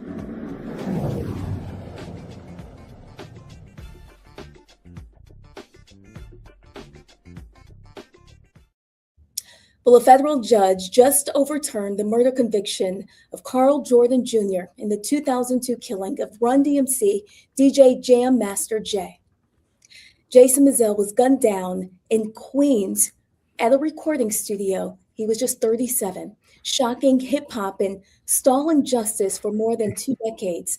After a high-profile trial earlier this year convicted Jordan and Ronald Washington, the Judge LaShawn Hall ruled prosecutors' drug-related motive was impermissibly speculative, despite eyewitnesses placing Jordan at the scene, pulling the trigger on his godfather. Washington's conviction holds while a third suspect awaits trial. Jordan stays in jail on drug charges. Now, Mr. Bolden and our panel, tell us what your thoughts are about how this case turned out. Well, very complicated facts, but I'm not sure I understand the decision. I've been doing this a long time on the criminal defense side. And if you've got a witness and with Jordan pulling the trigger, then motive, whatever the motive is, doesn't seem to be relevant, probative, or material. You've got an eyewitness. Now, if that eyewitness wasn't credible, you got some issues there. This was not just a drug deal gone bad. This was a revenge killing that the two co-defendants hatched because the victim who was involved in selling drugs cut Washington, I think his name, cut Washington out of the deal. And so it wasn't about a drug deal gone bad. This was revenge for being cut out of a drug deal by the victim. And so you have to read the opinion, if there is an opinion from the federal court, because there is a point in time at the end of the trial, whether you, 2 times, when the prosecution is done, you move for dismissal because they haven't proven all the elements of the criminal charges. And then at the end of the case, right, you make the same motion 99% of the time, these motions are not granted by the court because the government has put in enough evidence to support the elements. And then even when the jury comes back with a verdict of guilty, which I believe took place in this case, the defense attorneys will make further arguments to take it out of the jury's hand and ask the judge to look at the evidence independent of the jury decision. And it was at this juncture that the judge believed that there wasn't enough proof of motive as to why Jordan had been there, or even what I don't understand, the disconnect is there's an eyewitness, presumably credible, that had Jordan shooting his godfather as opposed to this whole motive issue. If that witness isn't credible, then the court can move to motive. And if there's no connection, no factual connection to motive, I can see the court rendering its decision. She denied it in regard to the second defendant. And so it's a really confusing decision, disappointing as well. But there's more to come because it has created an appellate issue. And I don't think the government can appeal that dismissal, but it can appeal certain rulings. And so you'd have to get into the case to figure out whether the government can appeal that decision ultimately or not. Normally you can't because the jury renders its verdict. Here, the judge may have overstepped her bounds, and that her decision to overstep her bounds may certainly be appealable by the prosecution. Dr. Weaver, do you believe the law is doing what it's supposed to do in this case? You know, I am, if you know, A. Scott Bolden, an attorney, is confused. Lord knows I'm confused. I mean, I do not understand this at all in terms of what happened here, because as far as I read, as was mentioned, there is an eyewitness that claims that they saw this person shoot Jam Master Jay. So I'm confused as to how a judge could just kind of unilaterally, it seems, after a jury has already found this person guilty of that murder, somehow say that that is an incorrect ruling. So I don't really understand. So because I don't really understand, it's hard for me to say that justice was served. I understand that you know, his attorneys have said that now this makes a wonderful thing for him in Christmas. But my concern is with the family of the murder victim here. I know it's my family, someone that I loved, and I sat there and saw all of the testimony come in during the trial, and then to go through all of that, you know, heart-wrenching detail, to then get a guilty verdict now, to find for some strange, obscure reason that it's being pulled back. I would personally be wondering, where is the justice in that? I don't really understand how this got to be the case. And I'm hoping that some clarity can be brought to this, because my thoughts and prayers are really with the family of the person that was killed. And Dr. Dibinga, do you agree? I mean, about the families, what do you have to say about how they're impacted by this? Well, definitely. I mean, if Jordan is going to be, you know, released and going home, obviously that's going to be, you know, great for that family. I am wondering what his safety is going to be like as it relates to being up in those streets. But as it relates to the family of Jam Master Jay as well, it's got to be traumatic, especially at this time of year. I mean, whenever you have holiday season and gatherings, that's one of the main times that you're going to be remembering your loved ones who are no longer with you. I mean, it's going to be, you know, our first holiday season without, you know, my mother went home in June. And so that's definitely going to be problematic and traumatic for the family, you know, of Jam Master Jay to get this news. But I got to also say, Brittany, that, you know, I watched the whole Diddy documentary, Diddy the Reckoning, and all of that. And people can have their ideas on whatever they feel about the documentary. But the thing that was really problematic for me was that I realized that if you're like over, I don't know, maybe over 40 or something, you know, came up in hip hop during this time period, we have had so much death, so much violence, so much murder. You know, 2 of the episodes looked at the killings of Biggie and Tupac. And, you know, you have Tupac, and then you have Biggie, and then you have Jam Master Jay, Big L. You can run down the list.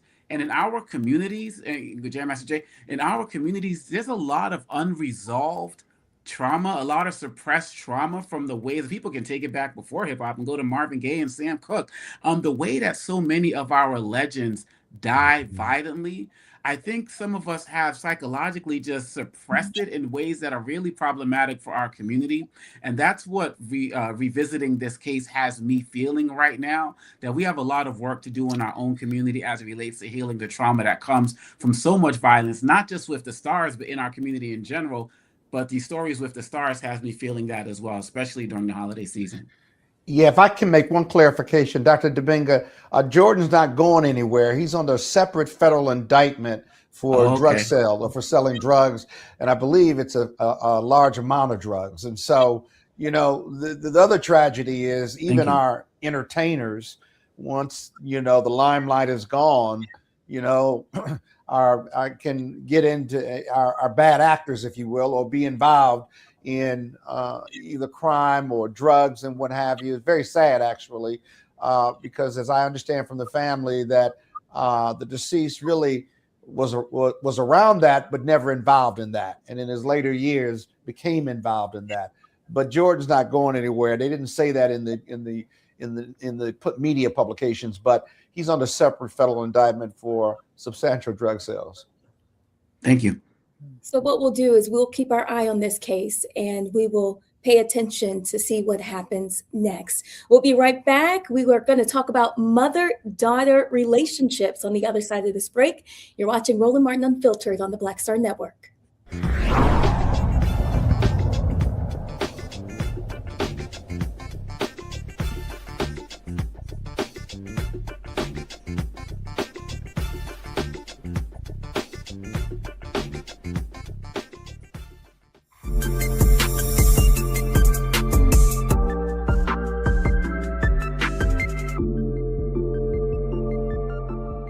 Coming up on the next Black Table, a conversation with Professor Howard W. French on his new book, Born in Blackness, covering 600 years of global African history and helping us understand how the world we know today is a gift from Black people. There could have been no West without Africa and Africa. That's on the next Black Table with me, Greg Carr, only on the Black Star Network.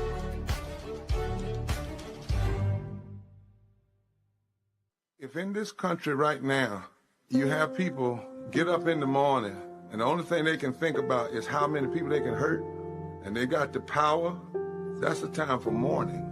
For better or worse, what makes America special, it's that legal system that's supposed to protect minorities from the tyranny of the majority.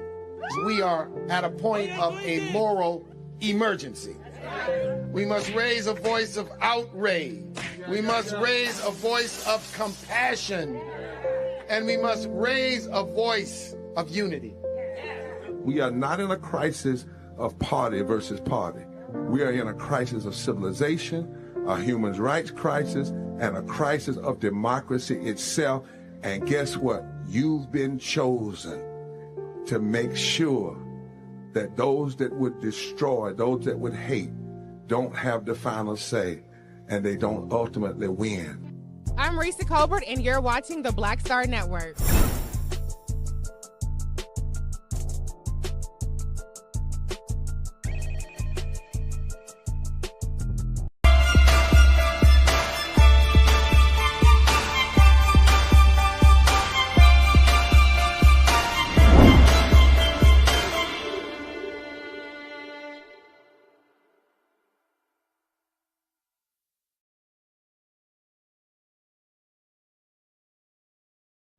Well, do you really know just how much young teenage girls are truly carrying?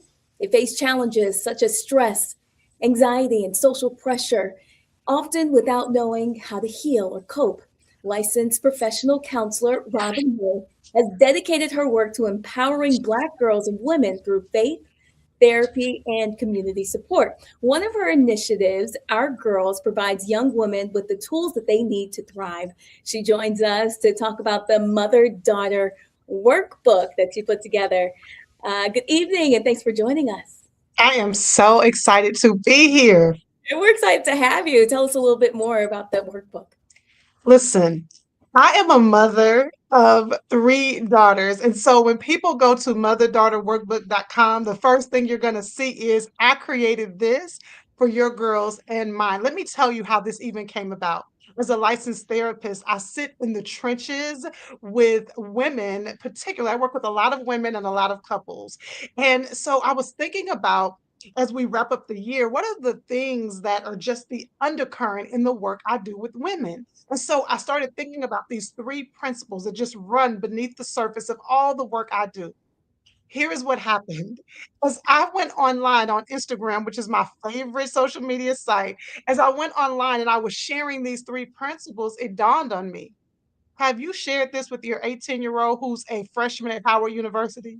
Have you shared this with your 16-year-old who is a junior in high school? And then what about that 11-year-old who is in middle school as we speak? And I realized that while I have shared things with them, I have not walked them through these particular principles, which I believe are key to their emotional resilience and how they interact with others. Tell us a little bit more about what they've learned. Okay, so here are the three principles. Now, I want everyone listening to me. First of all, these principles are not just for women, they're not just for girls.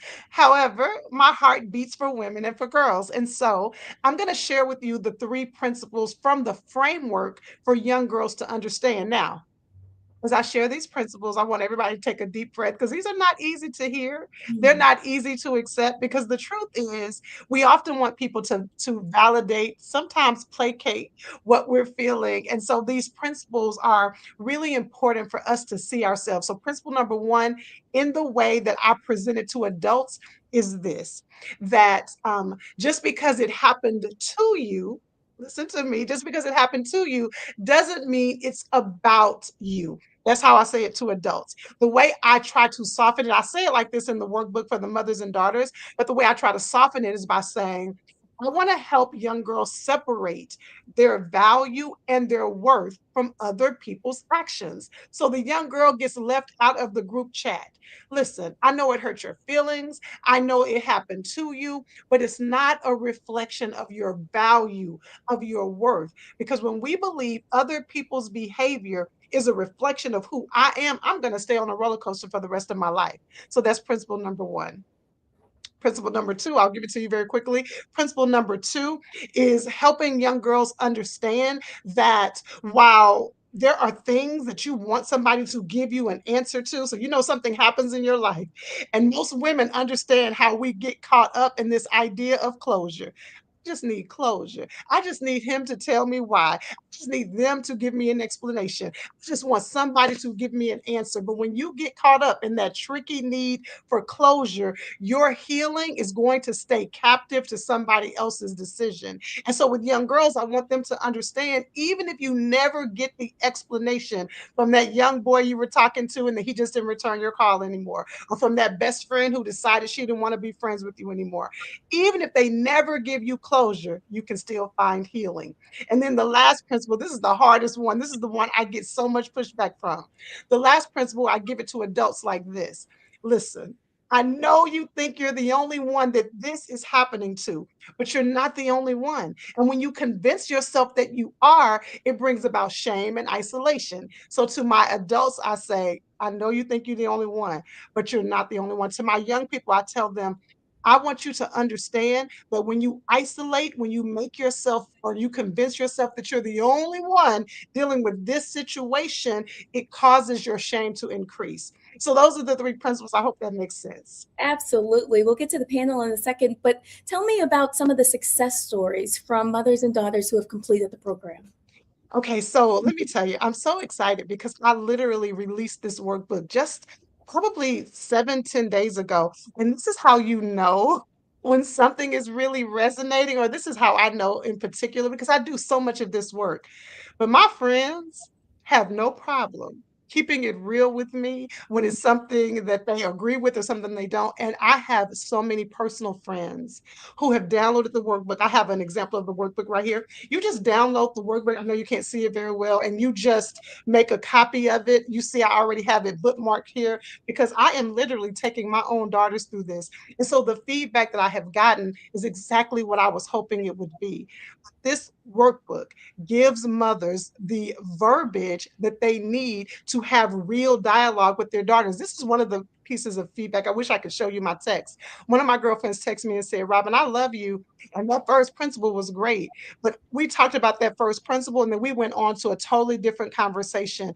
That was exactly what I want.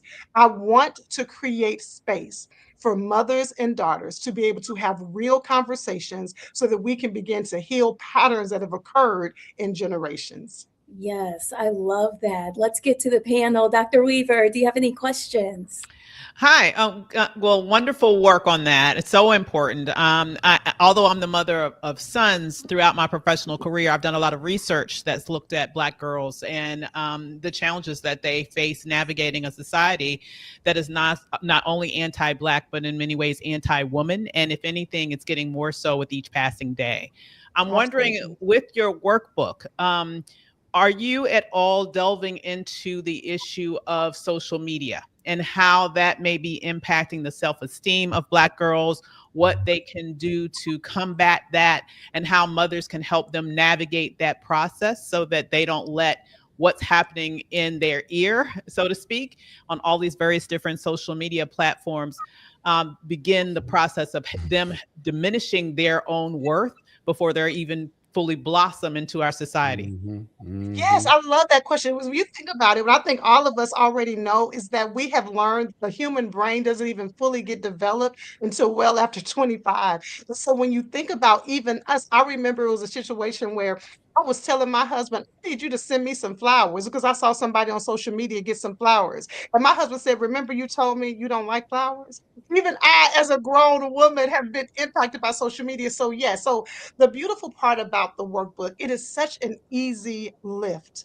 This is not trying to solve all the problems that mothers or daughters face. But to your very point, there are scenarios that I present. Remember those 3 principles I just gave? Those principles come with a quick scenario. And one of the scenarios is something that happens in social media. I try to use real life situations and I use an example from social media to help them understand you're seeing this over here and you're thinking that these people have a perfect picture, but you don't know what's going on the other side of the camera. And so absolutely, because again, the goal with this is to do just what you heard me do. Y'all saw how I just normalize it, even as a very grown woman who is well over 50, as a grown woman, I too can get impacted by social media. There is so much power when a mother shows vulnerability to let her daughter know I have my areas of growth as well. So hopefully when the mothers go to motherdaughterworkbook.com, they down, y'all, it is such an easy lift. It's such a minuscule investment. It brings about those conversations so mothers can keep it real with their own daughters. Dr. Dibinga. Thank you so much for the work that you're doing. Your passion really shines through, and which we all appreciate. I wanted to get your thoughts on one of the things I've learned in watching father-son drama, mother-daughter drama, is that I learned that it could be generational, and that the drama that I've experienced with my father could play into drama I might be having with my son. And I feel like a lot of us who are in it, in the throes of it, may not really realize that. Like, what are your thoughts as it relates to that, on the work that adults need to do to put themselves in the position to be able to fully engage their children? I mean, it almost is like you are reading my mind. That question is so powerful. Let me tell you all what happened, okay? So, and it's so hilarious. If anybody goes to my Instagram, it's Robin May Online, you'll see a video. My husband reading an excerpt from one of my journals from when I was 9 years old, right? Wow. So hilarious because my husband's name is Lee. And I actually mentioned Lee in this journal, how Lee is gross. He was some little boy that I don't even remember. So it's so hilarious. Reason why I bring that up is because I found these journals, and these journals are from age 7 to the age 15. And I was reading through these journals a couple of years ago. I keep them now by my nightstand. And I was reading through the journal. I know I'm getting passionate about this, but your question was so perfect because I was reading through the journal. And during that time, one of my daughters was dealing with a particularly sensitive situation. And I was so anxious. I was so nervous about the situation then I read my journal just randomly. I found these journals and I randomly started reading it. And Mhm. I was dealing with the exact same thing at the Wow. exact same age that that particular daughter was dealing with it. And the relief that came over me, why relief? Because I got through it. So now I can give her hope that she can get through it. So the other aspect to your point, when I'm working with women, and I talked about this a lot during a live recently, when I'm working with women, women show up on my couch, and most often they're not coming because they're having challenges with parenting, but that ends up coming up. And what blows women's minds is that often what I experience is exactly what happens when we don't slow our lives down. I want y'all to hear this. This is a little free clinical 101. When we don't slow our lives down and pay attention to what we do and why we do it, we will repeat the pattern. We're repeating the pattern not intentionally. We're repeating the pattern because it's flowing underneath the fabric of who we are. And so, yes, that is why we look up and we find ourselves doing the same things, experiencing the same things that happen with our parents. That's how we repeat things. Find myself saying, that ain't your room, that's my room. Until you start paying a mortgage, that ain't nothing but what mama and them used to say. And so absolutely, that's what happens when you don't slow down. You will repeat the good stuff, but you'll also repeat the stuff that's not so great. Thank you. Yeah, hey, Doc, love what you're doing. I'm a product of strong, proud, intelligent, beautiful Black women, whether it's my mother. I have 3 daughters and a granddaughter. One set of twins make up of the 3 daughters and granddaughter, and very active in their lives. I find myself very oftentimes managing their mothers and managing their mothers' relationships with my 3 daughters and granddaughter. But more importantly, with the twins being so close to me in Washington, they're often at my home. They're 30 years old. I managed that twin relationship, and I'm managing their relationships with significant others. Often I've had to learn how to talk to them because I'm a lawyer and was raised by a judge, and I've learned that communicating, I can't litigate them. I shouldn't litigate anybody, but I certainly can't litigate them when I'm trying to show strength and resolve it, because I'm tired of dealing with it, quite frankly. I looked through your workbook. There were some concepts and precepts, and those 3 concepts that you talked about, I thought as a father, I could be helpful in working with my daughters, even at their age of 30 and 40 years old, including my 40-year-old who came into my life when she was 19. I did not know I had a daughter. And so just a lot of moving parts. But as a father, I could use some of those concepts and precepts even now. And so I think your book is wonderful. But can you talk about the father-daughter dynamic and how I use your workbook, or can I use your workbook to manage those relationships or to make them more loving and powerful?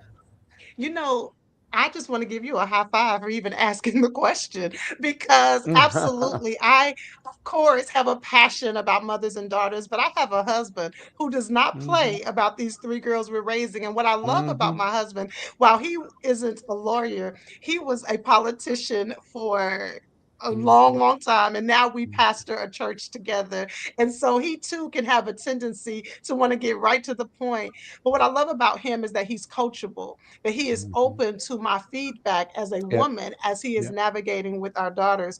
And so what I want to say to husbands, what I want to say to fathers, what I want to say to uncles, number one, yes, you go ahead and you just sneak peek. You get a sneak peek. You go ahead and invest in the workbook so that you can understand the principles. But even more powerful than that, gift it to a woman in your life that you trust to pour into your young girls or your teenage girls.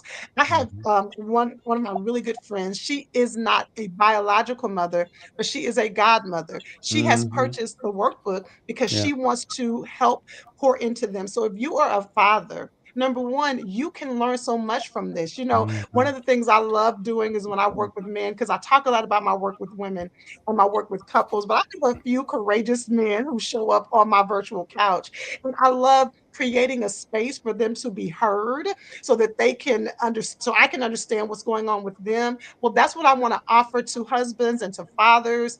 Go ahead and invest so that you too can get a sneak peek in what's happening in the heart of a young girl. Listen, when we first opened this conversation, we talked about the fact that as the longer we go on and the crazier the world gets, young girls are getting marginalized more and more. But young girls are some of the most powerful game shifting, culture shifting people that we have. And this is an opportunity to mold them, not in the way we want them to be, but mold them in the way they were created.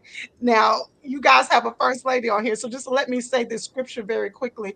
The Bible says, train up a child in the way they should go. But what I love about that, when you really study that scripture, it means train up a child in the way they are naturally bent, the way they were naturally created. And so this workbook does just that. It helps girls understand these mental health or these emotionally sensitive topics. I'll say this because y'all know I can talk about this all day. I'll say this very quickly.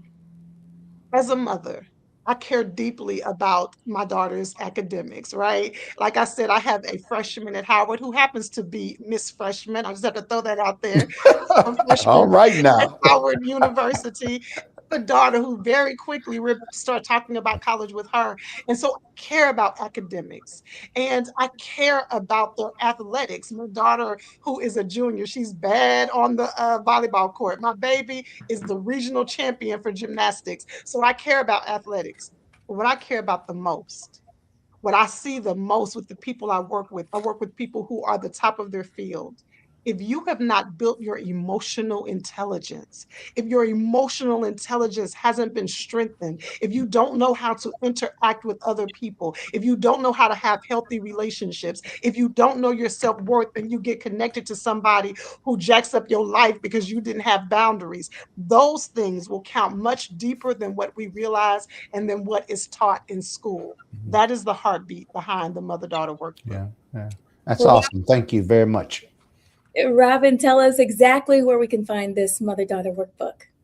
Y'all, don't walk, don't crawl. You need to run to motherdaughterworkbook.com, motherdaughterworkbook.com. There are two aspects of it. You can just get the workbook by itself. That alone is a game changer. You just get it, print it out, go through it yourself, or you can invest in the companion guide when you get the mother-daughter workbook plus a companion guide where I walk you through the eye rolls you might get, the pushback you might get, the disconnect where she may not understand the principle. I walk you through that. So just go to motherdaughterworkbook.com. I think it's a game changer for families.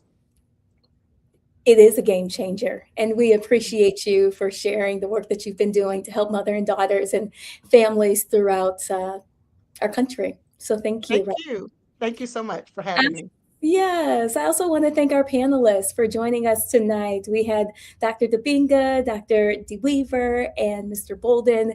It's been a great show, and we want to thank you for joining us here on Roland Martin Unfiltered tonight. Thank you for having us. Thank you. Thanks for having me. Hey, I'm a doctor too, by the way. I have a Juris Doctorate. You know, these academics, they think they're better than lawyers, but I just want to add that. I just want to add that, you know. Glad you added it. I plead the fifth. And respect you too, mister. And we look forward to having you again on Roland Martin Unfiltered. Thank you so much for watching the show tonight. That's all for today, but hopefully you'll join us tomorrow on Roland Martin Unfiltered here on the Black Star Network. Have a wonderful evening.